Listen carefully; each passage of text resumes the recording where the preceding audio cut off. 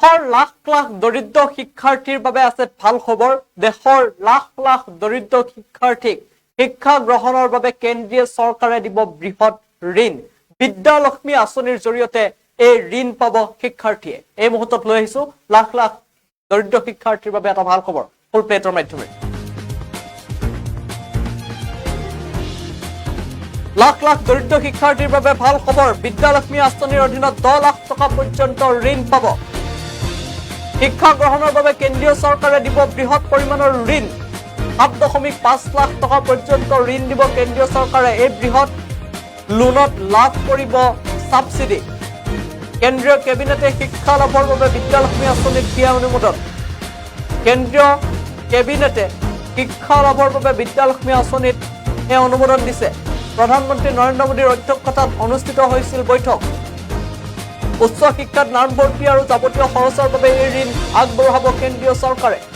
উচ্চ শিক্ষাত নামভৰ্তি আৰু যাৱতীয় খৰচৰ বাবে এই ঋণ আগবঢ়াব কেন্দ্ৰীয় চৰকাৰে। 22 লাখতকৈ অধিক শিক্ষাৰ্থীক দিয়া হ'ব এই ঋণ। প্ৰতি বছৰে 1 লাখতকৈ অধিক শিক্ষাৰ্থীক এই সুবিধা আগবঢ়োৱা হ'ব। বছৰি 8 লাখতকৈ কম আয়ৰ পৰিয়ালৰ শিক্ষাৰ্থীয়ে লাভ কৰিব এই ঋণ। ইয়াৰ বাবে 2031 চন পৰ্যন্ত 3600 কোটি টকা খৰচ কৰিব কেন্দ্ৰীয় চৰকাৰে।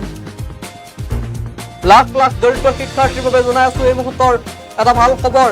লাখ লাখ দৰিদ্ৰ শিক্ষাৰ্থীয়ে বিদ্যালক্ষ্মী আঁচনিৰ অধীনত 10 লাখ টকা পৰ্যন্ত পাব ঋণ। শিক্ষা গ্ৰহণৰ বাবে কেন্দ্ৰীয় চৰকাৰে দিব বৃহৎ পৰিমাণৰ ঋণ। সোণালী সুযোগ লৈ আহিছে কেন্দ্ৰীয় চৰকাৰে।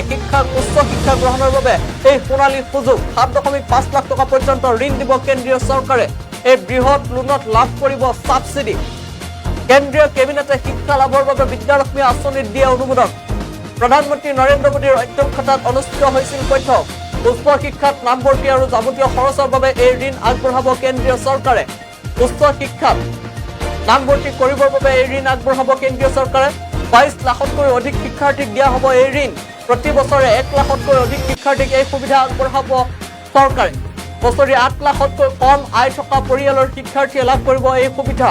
ইয়াৰ বাবে 2031 চন পৰ্যন্ত 3600 কোটি টকা খৰচ কৰিব কেন্দ্ৰীয় চৰকাৰে।